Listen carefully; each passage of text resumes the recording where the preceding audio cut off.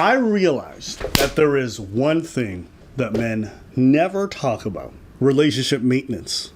And I'm not talking about dating, I'm talking about family, friends. I've listened to a lot of podcasts. I've listened to most of the masculine shows you can imagine. Not a single time has this ever been discussed in front of me. There was this like one guy, he got into the 70s, they did like a video on him. And he was just alone in this retirement home. And then his family managed to get a lot of his friends from his platoon from back in the day, you know, from across town to come in and spend time. They hadn't seen each other in like 30 plus years. They broke down crying. And it's like, y'all live in the same city.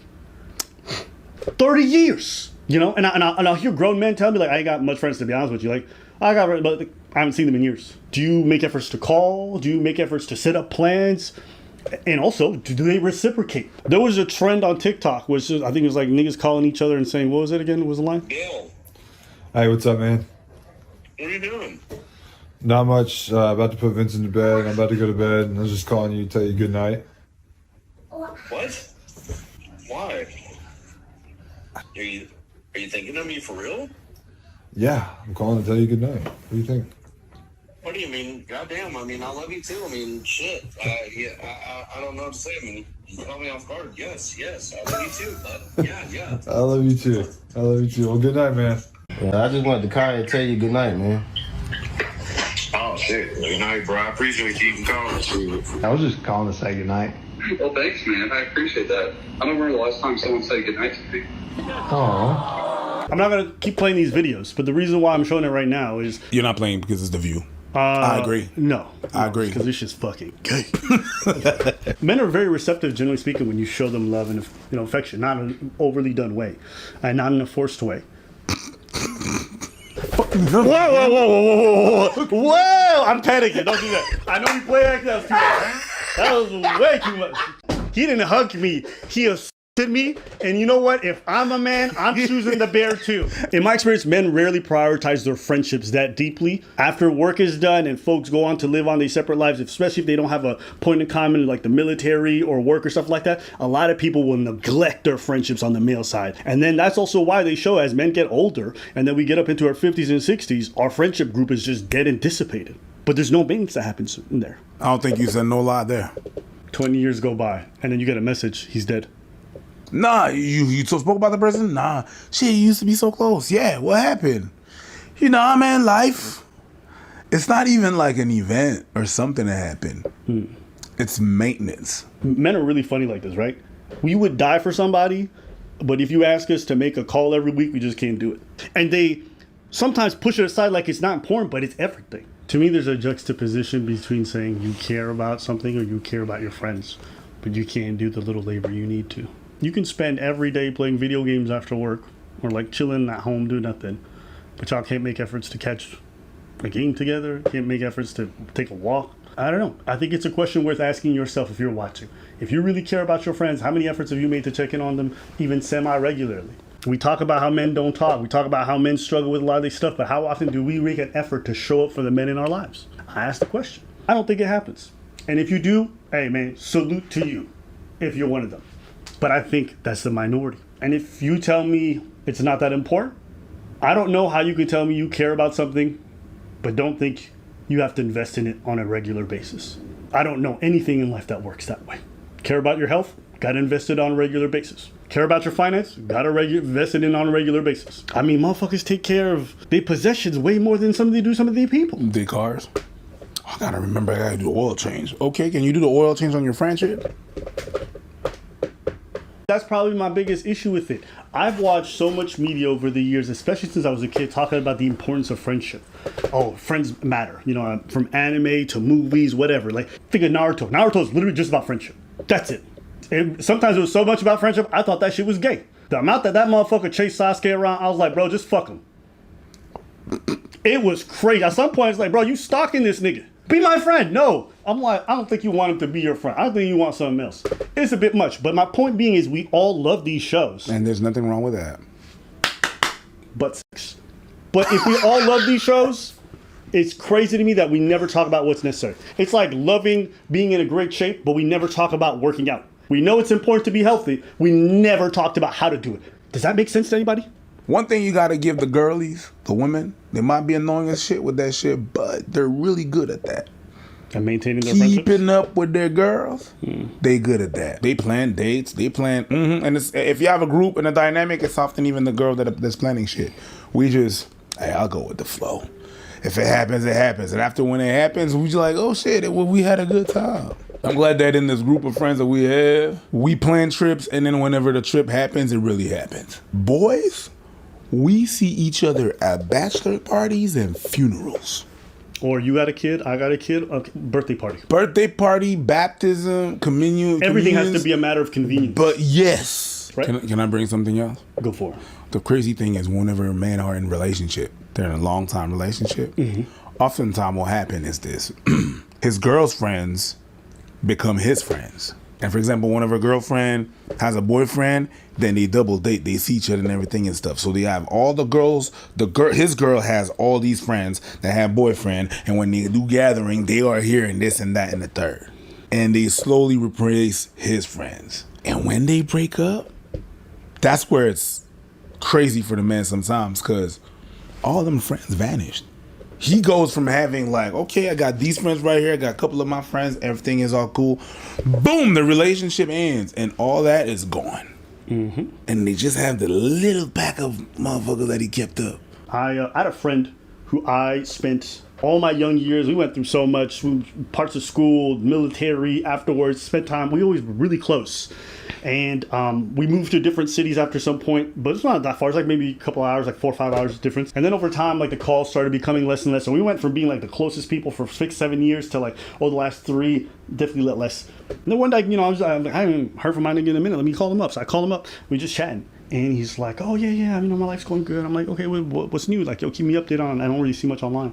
And he's like, oh, yeah, I got married. And I was like, I remember it was just quiet. It was like, or maybe he was talking. I don't know. I was too lost. I was like, wait, what do you mean married? You're like, yeah, I married.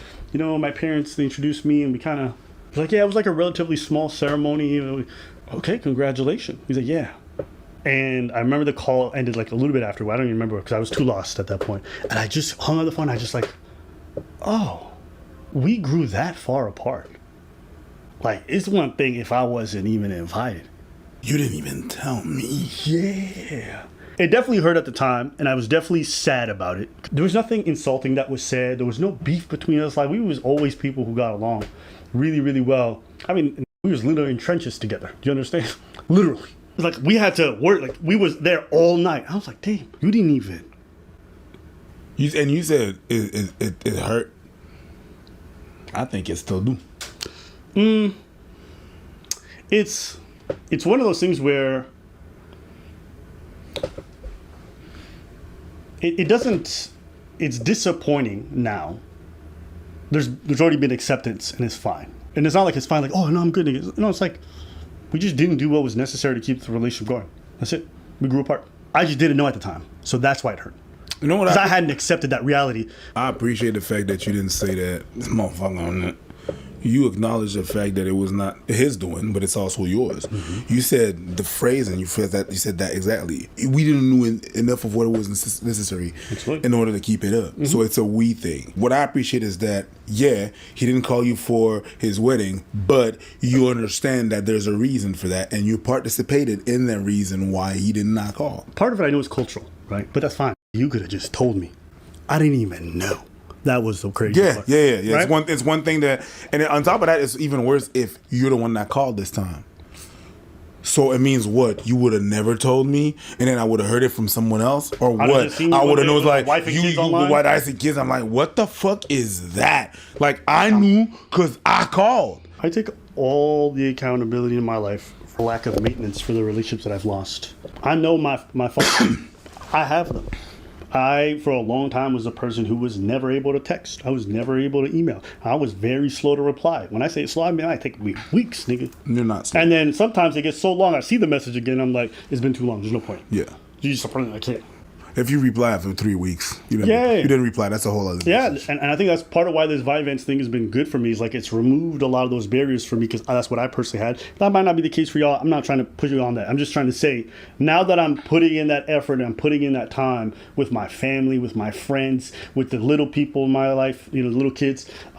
It's given me such a breath of new experiences. And it's been very rewarding. And then I've also seen them feel better treated by me. And I say this because, like, friendships with men, this is how it's described. You homies. I don't see you for 7 years. I see, oh, what's good, what's what? And that's kind of true, but it's not at the same time. It's true that I may not see a friend of mine for 7 or 8 years. Maybe they moved away or whatever. And when we see each other, it's a lot of love. It's almost like you went right back to your childhood. I could see that. But it's not true that the relationship is not negatively impacted, one. And two, it's especially not true if y'all live in the same city. In my experience, as time goes on and you miss more and more events and y'all spend less time, there comes a point where you might call that person and they're like, I can't come. Oh, I can't be there. Or maybe that's a repeated experience. And then at some point, it just kind of ruptures. I see it as death by 1,000 rejections. In that, like, there's a time you were thinking a message, but you didn't. There was a time you're thinking about sentiment, but you don't. There's a time, but you were busy with something else. And you don't prioritize it. No, I'm just like, processing it. No, because it happened to me. I'm still friend with that dude, but it's not the same. How so? I got tired of trying to reach out, bro. Death by 1,000 rejections? Yeah. I'm tired of always having to like, hey, what's up? Hey, what's up? What's not hearing messages, not having. And I understand life happens and there's stuff that happen and events and shit, but I'm like, yo, I'm tired. And when we're gonna chill and everything will be fine. It's like nothing changed. But it's not true. It's a lie. Why is it a lie? Because it's not true, dude. What's not true? It's not true that we're all good and everything is all good just like back. No, we have nostalgia. That's a fucked up thing. Is that whenever we talk about the shit that we lived when we were kids, when we was good, and we reminisce things, but we always talk about the same shit. And the conversation runs dry because he went on to do his thing and I went on to do my thing. There's a gap. There's a 15-year gap, bruh. We talk either about the past, the present, or what is going on is update, but that's it. So it's not what it used to be. It's like, and I know when he leaves, I'm like, well, I leave, whatever. It's gonna be another year and a half before like I hear about him. I'm gonna hear a text at the happy birthday, and that's it. Like, I'm not part of his life. I don't see his kids grow up. He's got a new one on the way. I'm not gonna see that kid grow up. I'm not there. Yeah, these last 6 months have been interesting because I've just had a lot of these epiphanies and talking to people close to me. We went to a restaurant of a friend of ours, a common friend. He has a successful restaurant in town, and we've known him for a good, me 10 years, you much longer, 15, 20 almost. And like, I'm sitting in this restaurant with a group of our friends. We all know each other. We're all eating at a spot, and I just took it in for like a good minute. I was like, this is like a beautiful thing. I known this cat when he was just doing like food carts and shit, and he had an idea in his head, and I got to see the progression to like where it's at now and successfully. He's opening up a second restaurant, and like I got emotional in that moment because I was just thinking to myself, wow, this is like why like history is important between people. You literally got to watch a novel develop on your own, and you get to see the hero's journey to its end, and you realize that you had a part to play in that, and there's a sense of pride that you feel in their accomplishments, but there's also a sense of like belonging that you have to this place. This place is not just a restaurant on the street, but it's part of your own shared history with that person. That stuff changes. I realized that through my roommate. I lived with the same person for 10 years. We've gone through so much together. I'll never talk about it online, but it's been really like, it's like family now. But it's not family because we lived together for 10 years. It's family because we've made efforts to be part of each other's lives over those 10 years, to go to different events together, to go, watch a child being raised, to go participate in all the little day, hey, I got your back, I'll be here for that. Oh, what do you eat? Okay, whose birthday party is it? Okay, I got you. All these little things have added to the shared history where it's like, I don't even got a question. If I call this person at 3 a.m. and I say, I need you here with 10K, they're showing up. But you don't get that unless there's all of this that happens. In my head, I'm like, yo, how come nobody tells you? How come nobody talks about the little labor you have to do for your friends over years? And I say this with all the love in my heart. I want you guys to have it. I know so many people who say, I got no friends, this and that. It's like, okay, I understand that.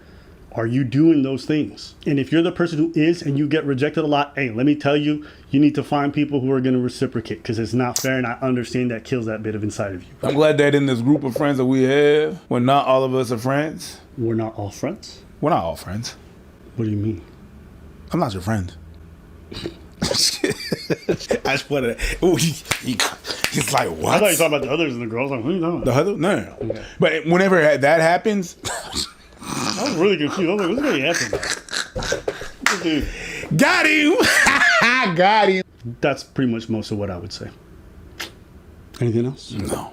All right, let us know what y'all think in the comments. I'm not your friend.